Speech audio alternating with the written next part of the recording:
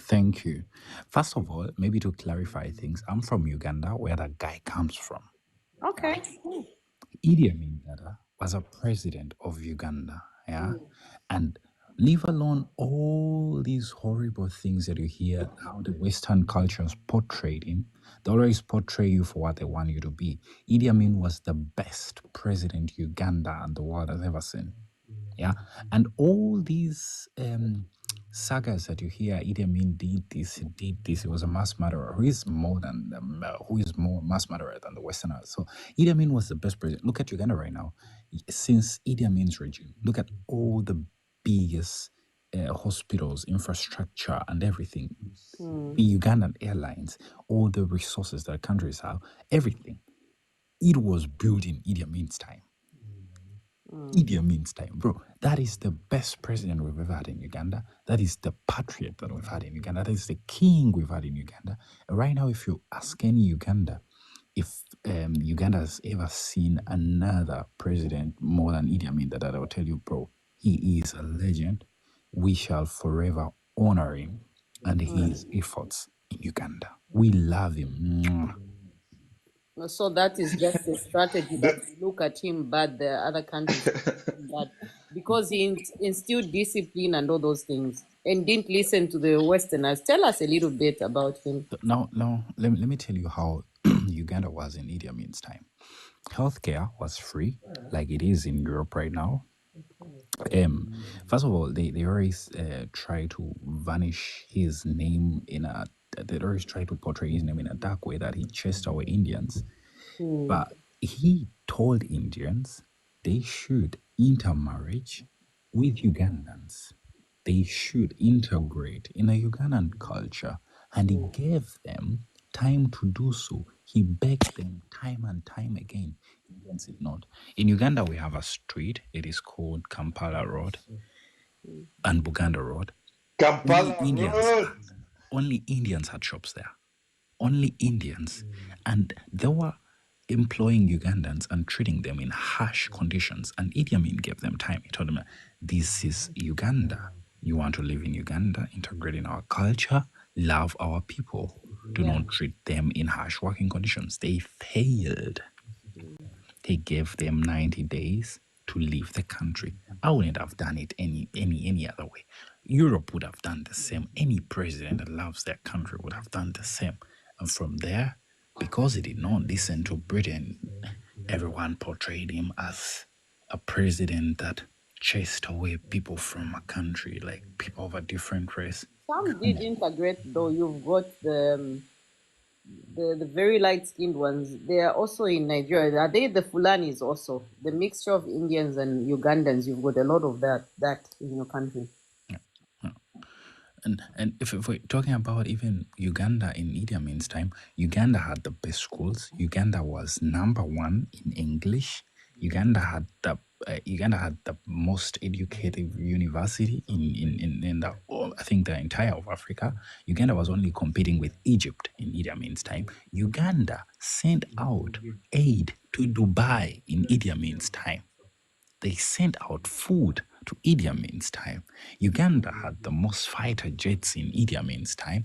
Uganda had one of the best hospitals in Africa. So he was a threat. Yeah. But this is what the West did. They never show you that side. They propagated stuff like Idi Amin used to eat people. Nobody has ever produced evidence that he ate anyone. Yeah. He used to say he used to, there is these crocs, the rubber crocs that we call zapatos. They used to say that he used to cut them and give it to his enemies to eat. No, he never did that shit. This, if you watch this movie that they played after Idi Amin, Yeah, I was know it's just full of tarnish his name. propaganda a lot. That Yeah. is quite the opposite of what he was. But because he did not listen to British people, because he said, hey, I will conquer you just like you conquered me. I'm the Where did British he have his education? Did he study in the UK to study their mind of way of thinking and use that same method to? Exactly. Okay. Exactly. And they hate him for that. They hate He's him like for a dreamer, man. that. That guy had a different It's dream just of crazy. Africa. and Uganda at large. That is why he told Africans, he used to say, Africans should learn for themselves. They should be curious. They should be wise. We are bright people. And him chasing away all these British people out of Uganda because he knew him chasing away these other races out of the country, he knew they were extracting our minerals. They were doing illegal things in Uganda. And Idi Amin always gave them a chance. He did not just come out of the blue and said, like they always propagate that he used to dream and wake up and said, oh, now I don't want this race in my country anymore. Those are all just allegations that they have no proof of. No, he always did everything point blank. We knew at least, an enemy. It's better to have an enemy that you know rather than a friend that always he pretends around. Because Idi Amin was straightforward, and they used to come and be like, "Hey, I don't like this." He used to account for all the money that he used to allocate to different sector. He used to be, if you don't do this, there'll be consequences. He used to do everything openly.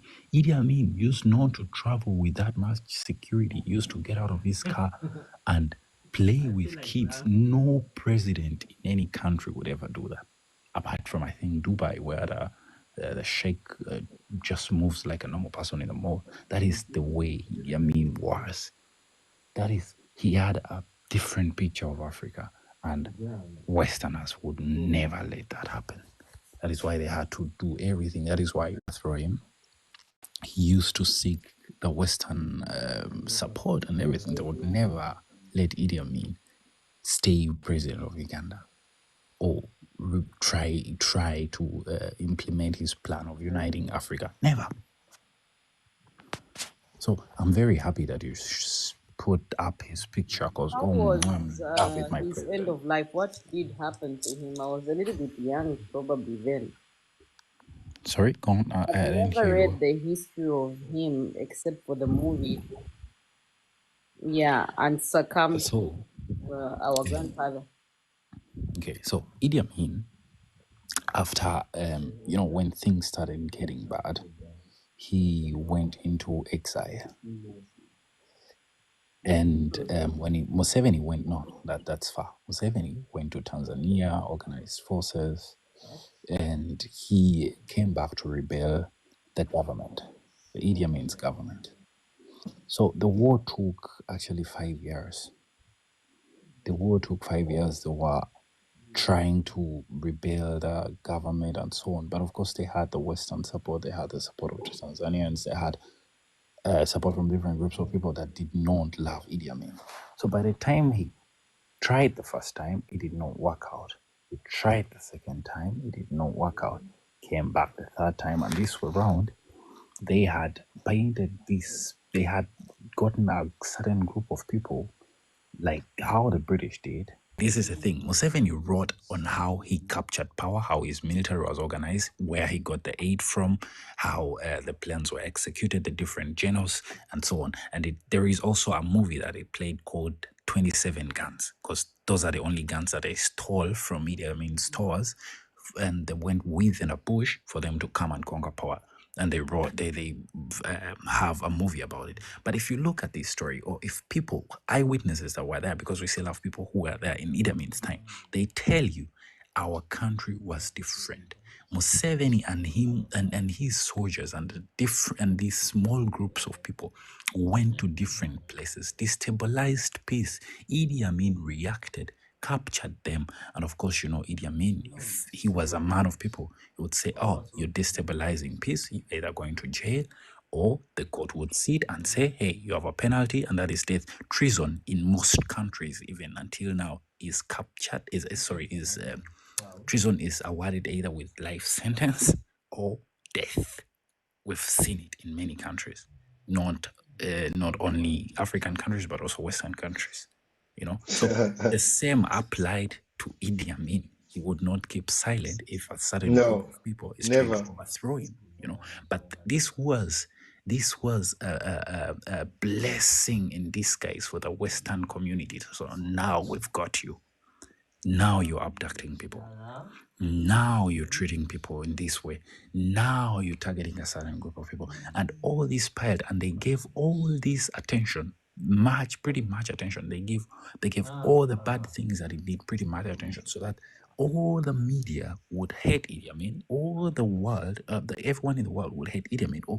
Because for them, it was just about promoting this image of abduction, which didn't take place because it's Museveni himself, and they explain it in his book that they put on Idi Amin's uniforms, went, massacred people, and people thought it was Idi Amin. When Museveni came into power, 500,000 Ugandans died when he was fighting. 500,000 Ugandans that were not killed by Idi Amin's army. They were killed by the Museveni army.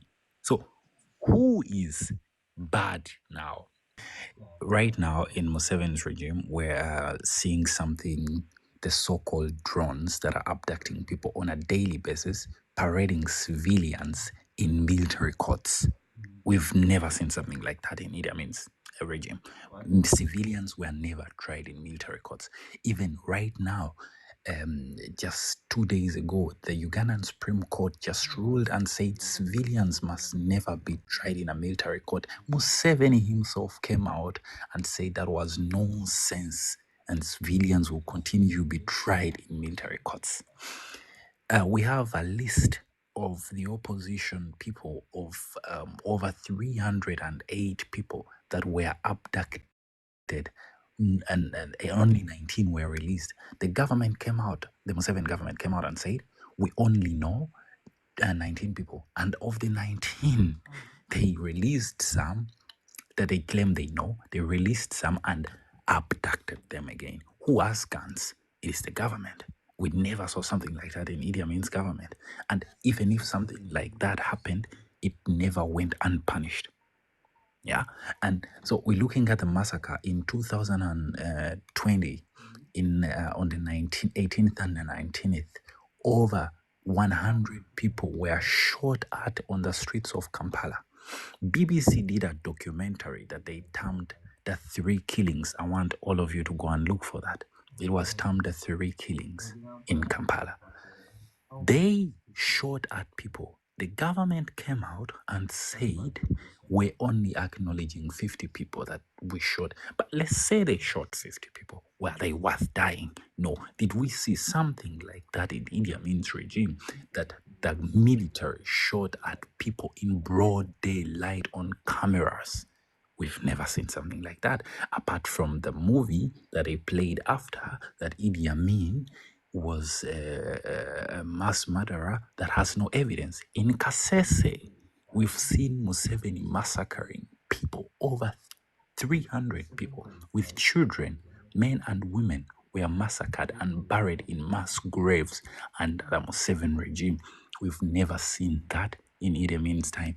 The only time that we saw a mass shooting was when Museveni and his own military during Idi Amin's regime came and wanted to capture power, and 500,000 people died. So there is nothing good someone can tell you about the Museveni regime, because all that he claimed to have fought for is what is happening right now. It was around 1979. He do you guys know Milton Obote? Because he was a minister in Amin's government. So after Oh, sorry. So Milton Obote was a minister in Amin's government, and when Amin went, I don't know where he went, but it wasn't in Uganda by then. Obote just started conspiracies that Idi Amin had allocated army funds, I think, to a certain cause that, I don't know, it's something that engagement with allocating army funds somewhere they shouldn't have gone, and he was planning to arrest him. So he was staging a coup, in other words. And remember earlier, before, Idi Amin had already invaded Tanzania.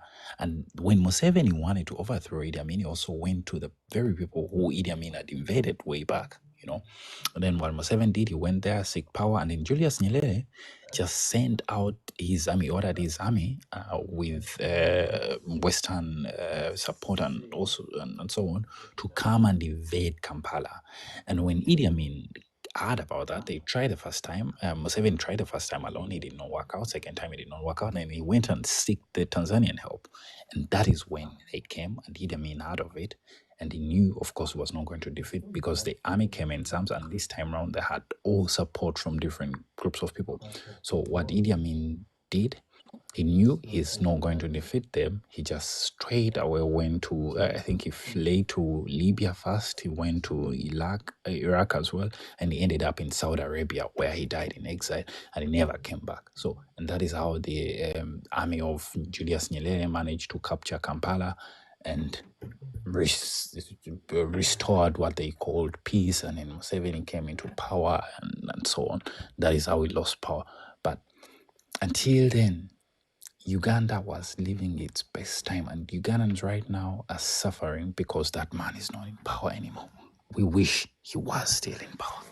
We've all heard about these exotic cows that we have in Uganda that later on spread it to many different African parts and countries. Sorry, these were cows that Idi Amin brought when he went to a certain conference. Was it in New Zealand? I'm not quite sure about that, but he went there. He saw their cattle keeping methods. He saw their cattle, and he was like, "I would love to have something like this Yeah, in this is Uganda." it. In New Zealand, is I don't know what it was, something like that. Right? Exactly. And he was like, I would love to have something like that in Uganda. And then because there was a problem of planes by then, there were not much planes and that could transport that. Idi Amin came back and was like, hey, I'm going to make my order and I would need more than I think he brought more than 300 cattle. Idi Amin told them, hey, I'll place my order, but I'll first go back to Uganda and check with my finance minister. Idi Amin came back to Uganda, called his finance minister, and they placed the order of these cattle. And then a problem came. Oh, there is no way how to transport it. It's like, how come? Because Uganda, we do not have our own airlines. Idi Amin said, why don't we have our own airlines? Because we don't have money. He went to Bank of Uganda. He said, what is your role? Borrow us money to go and buy this cattle. And that is how even the Ugandan Airlines was established. So he established Ugandan Airlines. Thing he did was he brought 5 Airbuses that were going to first transport these cattle from wherever he was getting them from to Uganda. After he transported them back to Uganda, the first thing he said, okay, now what are we going to use these planes for? Let us make Ugandan Airlines. That is how Ugandan Airlines came into place. And then he brought more bombardiers. By the time he left power, we had over 75 bombardiers. And in that time, for a country to have over 75 bombardiers, Yeah, wow, that yeah, was a huge success. And that is yeah, the Idi Amin that we're talking about. yeah. When Idi Amin went to the hospital, and he realized that people were being charged to be treated, he asked them, what do we need? They said, oh, we do not have a factory that could manufacture drugs for ourselves. He said, what do we need? We need money for that. He went, he asked, hey, Bank of Uganda, this is your role, this is where you come in. Borrow the money, start a factory that manufactures drugs. And that is when all these foreign people came in. We want also a deal in this and this. And it was like, no problem. I'll give it to you for as long as all the medicine is manufactured in Uganda. That problem was solved right there and then.